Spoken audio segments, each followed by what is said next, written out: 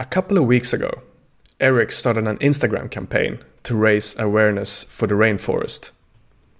In this campaign, he pledged to donate $1 for each person that was tagged in the comments field of the Instagram post. And this received a lot of tags, a lot of comments, a lot of positive feedback. We also received some negative feedback, and I'm gonna read 2 of those comments out loud right now. I think Mr. Bergman is seeking publicity more than he's keen to make the donation itself.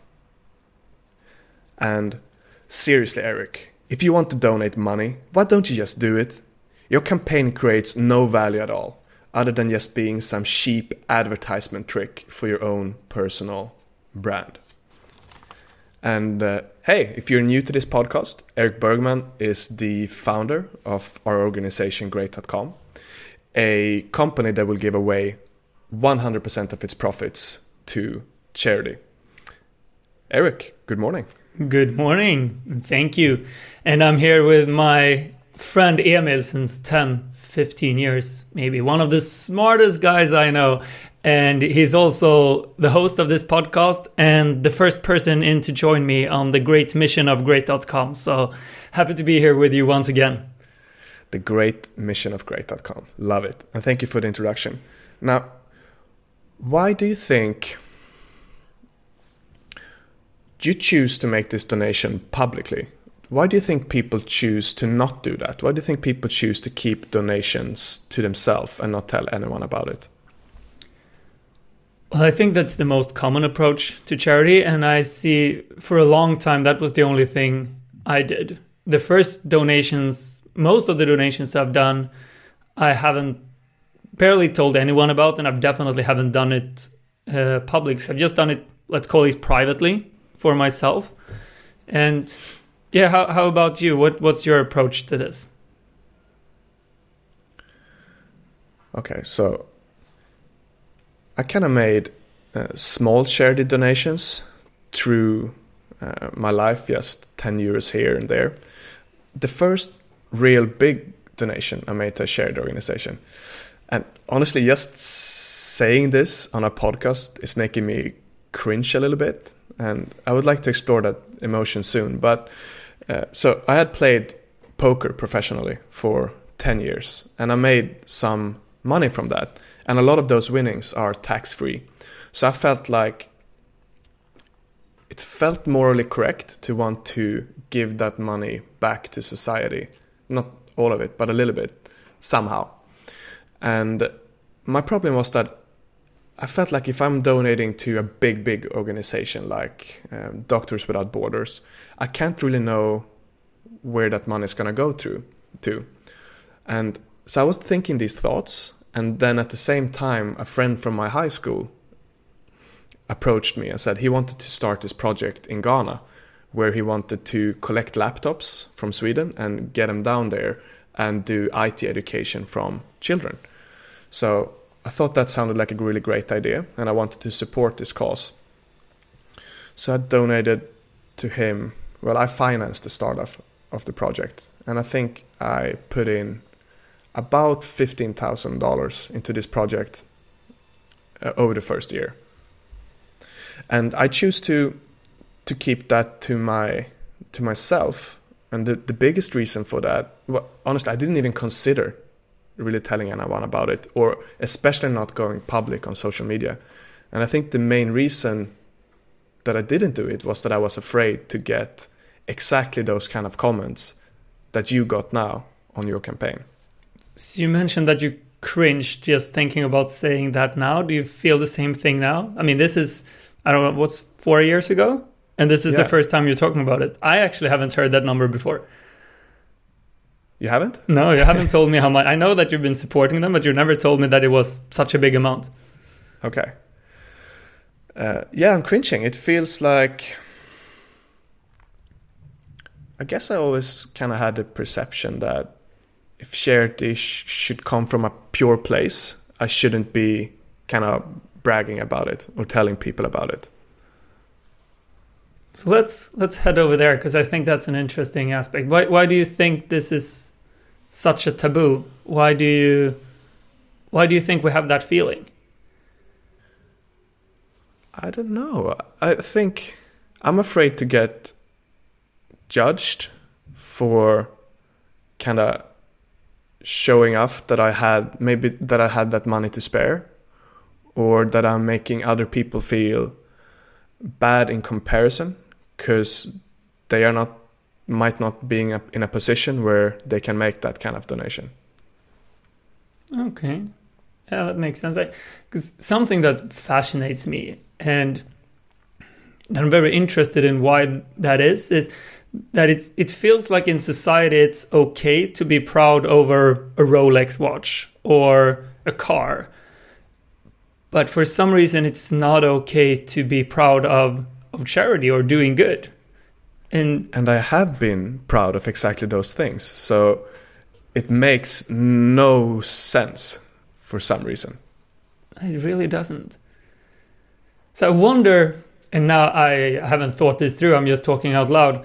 I wonder if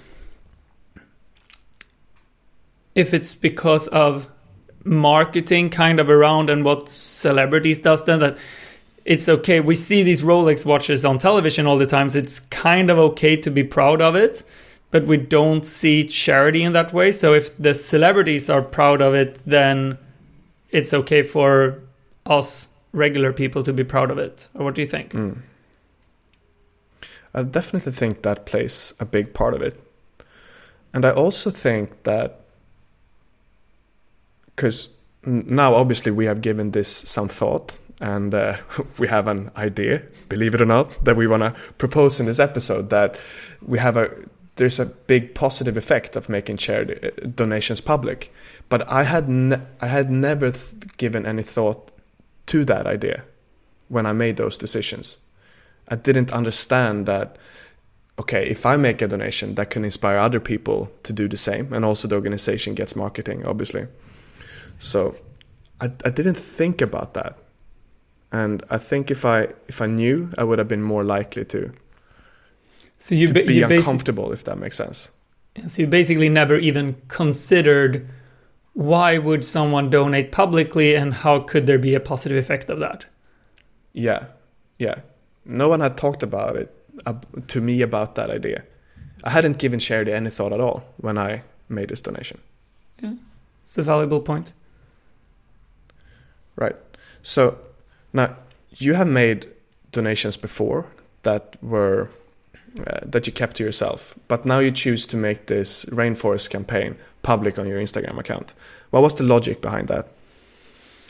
Okay, so what was the reason for it? Yeah, so most donations I've made up until now, I've kept to myself for same reason that you mentioned before. I've been worried what people would say, and I want to feel kind of like I've had a clean intention that I'm not doing this for me in a way. I'm not sure how true that even is, or if it's just an excuse I've told myself. But basically, I haven't wanted it to look like I'm showing off. And lately, as you mentioned, we have given this a lot of thought and we've talked a lot about it. And the feeling of, if I'm doing this publicly, I can inspire others and make a bigger impact has really resonated with me and stuck with me. And I felt like, okay, if I'm doing this publicly, then hopefully more people will donate money either to this cause or to other causes. And if I can be part of, since you have done a lot of research on the topic of which organizations are the most effective and how big the impact is of donating to them compared to others. So if I can show them by drawing attention to, okay, these organizations are actually really, really good, but people don't know about them, then that provides a value for that organization, but also for everyone listening, because they will be able to make a more educated choice in a sense. Right. So not only could you inspire someone to donate that wouldn't do it otherwise, but you could also inspire someone that would donate anyway to donate their money to a cause that might be many times more effective at taking care of that donation. Yeah, exactly. So if they would donate $100 to this organization, Rainforest Coalition for Rainforest Nations, they have a very complicated name, that would make so much more of a difference for the environment than if they would donate it to a football team that collects plastic along the highway, for example. So just by giving that option, I'm thinking that it will make an impact. And yeah, I'm also hoping for more people to donate then, that if they see this, they will make a donation. So did it have that effect then? What happened from the campaign? Because one of the negative comments was that this will have no value at all. So what was the actual result of this? Yes, at first I got a lot of negative feedback. So I got those comments that you read, and I got a lot of other ones. And I got a lot of positive feedback, but I didn't see any of the really positive results. No one made a donation. No one showed anything for a couple of days. And I got quite bummed by these comments. It affected me. It definitely affected me. I think a couple of years ago, I would have been affected a lot more, but it definitely affected me.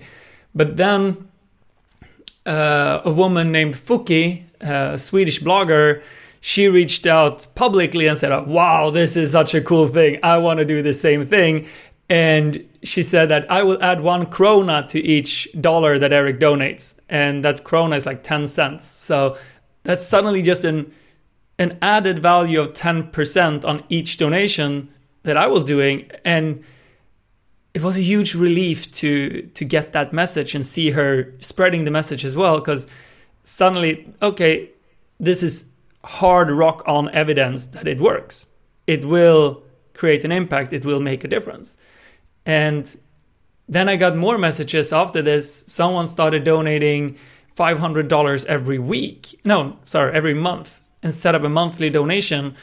And that's like $6,000 a year that wouldn't have happened otherwise. And I got a couple more coming in from smaller donations, but that were substantial compared to the money they had. Even one guy who's just a student, and he's like, I have next to no money to spare, but I'll spare $10. And that just meant the world to me as well, just opening this thing up. And after that, I felt it felt like these negative comments. You know the scene in The Matrix, when he just holds up his hand and there are bullets just coming towards him, and the bullets just stop midair and then fall to the ground?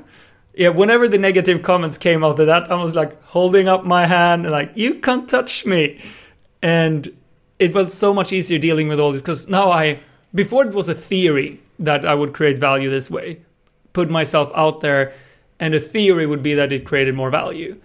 Now I had hard-on proof for myself that, okay, Eric, this was the right choice to make, because thanks to these things, I think an extra 50% or something like that on top of my donation was done. So I'm just super happy with how it turned out. And I think for me, moving forward, my current perspective is that I want to make all the donations that I make public. And I'm not Neo yet, where I can just stop the bullets. I think if I get comments like that, they're going to hit me and they're going to hurt me. But it's going to be worth it. Because imagine if I would have made that donation to the school in Ghana public, and that also would have gotten a 50% extra. I don't have as big of a social media account as you do, but just say a little bit extra. Yes, it's uncomfortable for me when the bullet hit me, but the extra kid in Ghana that gets a laptop to learn IT is going to be pretty happy that I was willing to take that bullet. It's beautifully put. Yeah, it's really beautiful put. Yes, I'm curious about these things. So why do you think this works? Why do you think that more people chose to donate just because they saw me do it? I think that comes down to trust. So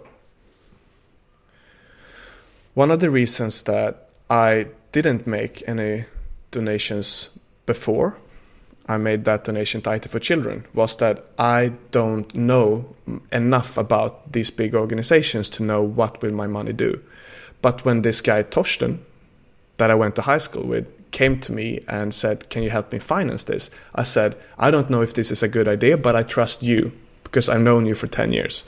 So I had trust in his personality. So I guess that people that mirror your donation, they trust you. They trust that you have experience in finance. They trust that you run a charity project. They trust that you have done the research and that this is a good organization. Yeah, it's so sad that people don't trust charities. And yeah, in many ways, I've definitely felt the same way, and I still do to some extent. It's tricky with trust, and especially around charities. Why do you think that is? Well, of course, not all charity organizations are good, but many of them are.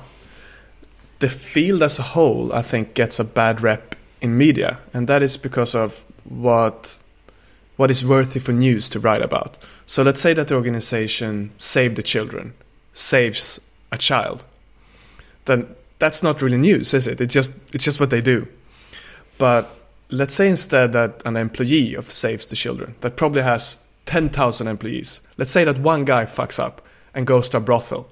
Now all of a sudden that is a big news scandal. A guy from Saves the Children goes to a brothel. And that is news. Yeah, I can see that. I've actually heard somewhere, and I don't know if this is true, but I've heard it that 19 out of 20 articles written about charities are negative and then creates a bad reputation. I think that easily could be true, and that gives then a not accurate picture of the field as a whole. So what do you think can be done to change this perspective? I think it's really hard. So one more thing there is that I've heard that the feeling that is most likely to create people to share is anger. So it is in the newspaper's interest to write things that people get angry about because it's more likely they will share it with others, and that will create a viral effect. So obviously, if Save the Children saves a child, no one is going to be angry about it. But if Save the Children employees goes to a brothel, people will get furious, and it will create the same kind of thing. And on that note, something that people are also likely to share is celebrities and cool things.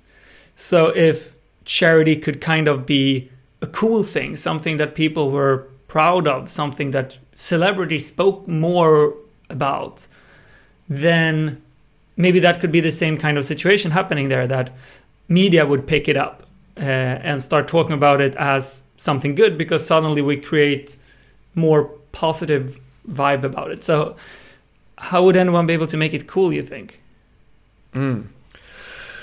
I love the idea of making charity cool. I think that's definitely an effect that I want to have. And two things that at least I can do for myself is, first is to make the public donations that I do public and talk about it like I do right now in this podcast.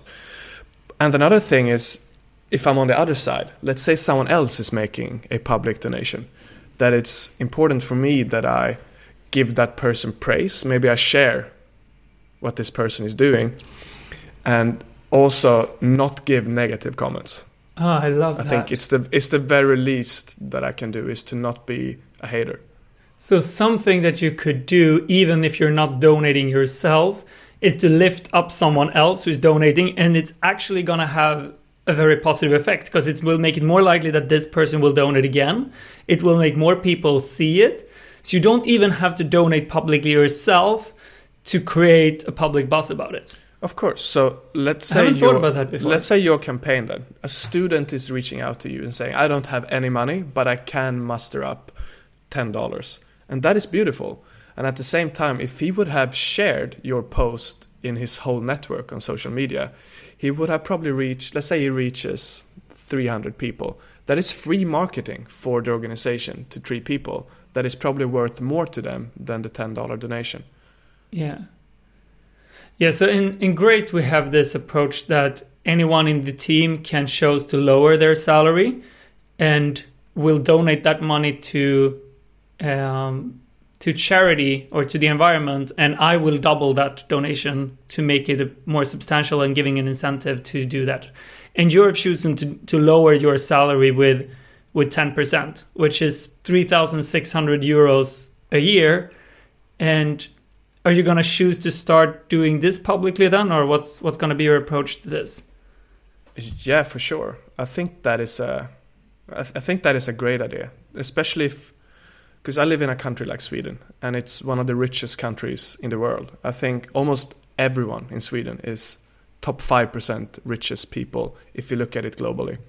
So it makes sense to lower my salary a little bit and help those that are worst off, I think.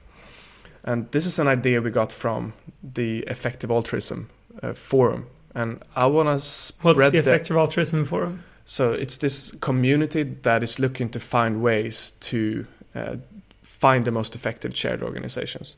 So one idea I want to spread is to lower my salary with 10% and then give that money always to the organization that I think is the most effective at doing good. And when you say lower, it could basically be donate 10% of your salary, which effectively be what you will have a lower pay in reality. Yeah, but it's not like you have to go, you don't have to do it the way we do it, where you're actually going to the employer and lowers it. Exactly, yeah. So I like that idea, and I would do it even if I wasn't in Great. But obviously, it's an advantage to do it in an organization like Great. Yeah, and I mean, it's not a new idea. People used to do it in church. You gave 10% to your church, and then they used that money, hopefully, to improve the lives of the poor. Yeah, that's true. So these 3,600 euros per year, what's the impact going to be from that when you're donating it? What causes do you want to do it for, and how big will the impact be, you think? That's the cool part. And I think 36,000 euros per year is 3,600. Yeah, so that's the donation. So my salary with Great is it's a pretty, I think, around an average salary in Sweden, right? Yeah, it's definitely higher than average in Sweden, but not that much higher. Yeah. So it's about 3,000 euros a month, or 30,000 kronor per month if you translate it to Swedish. Yeah. So the effect I would have out of that is that, let's say I focus it towards the climate, then I would reduce, with the Coalition for Rainforest Nation that we support, I would prevent about 3,600 tons of carbon dioxide from being in the air by preserving rainforest.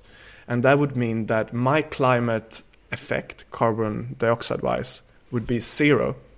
And also 360 more people would have 0 climate effect. Yeah, so just from you doing this would be the equivalent of 360 Swedish people not going by car, not eating meat, not doing any of these things that emits carbon from your donation. Not heating their house, not using roads or hospitals. Yeah.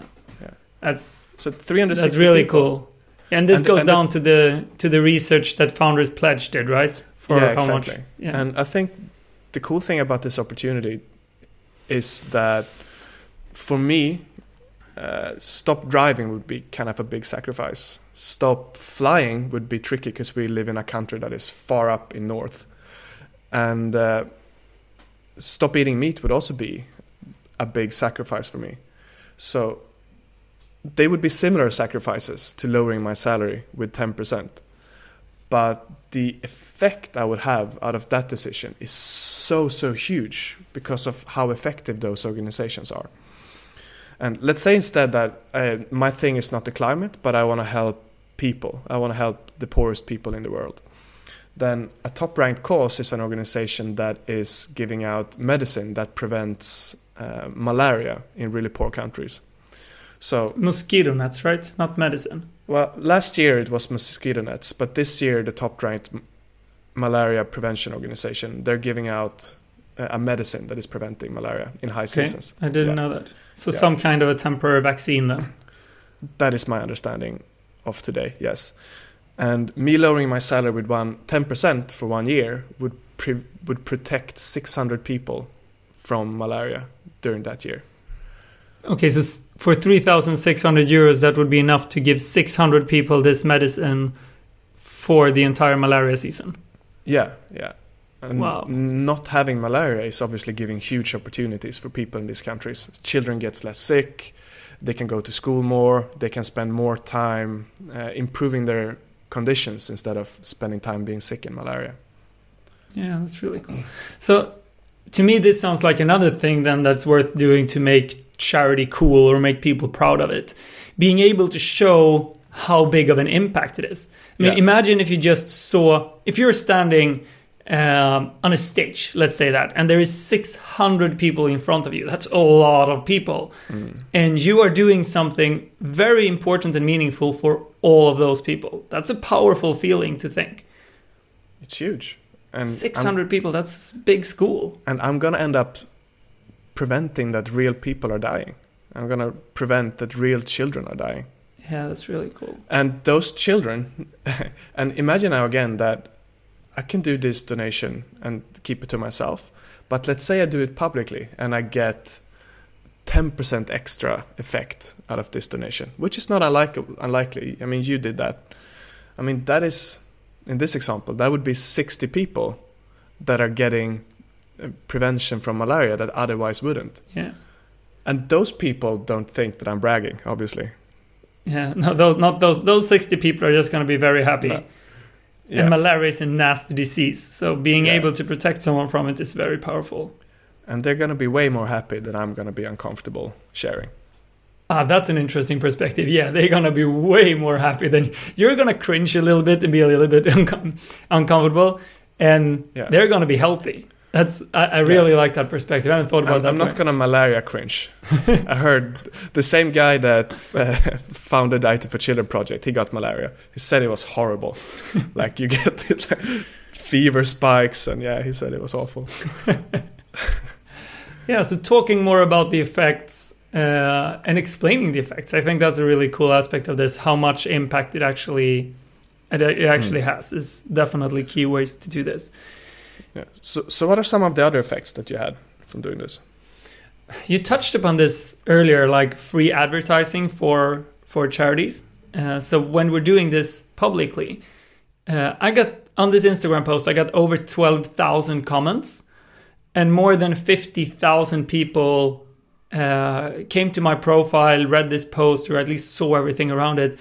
And for Coalition for Rainforest Nations, this charity organization, that's completely free advertising. They haven't paid anything. I didn't really pay for it because I just made a donation that made a lot of sense to me.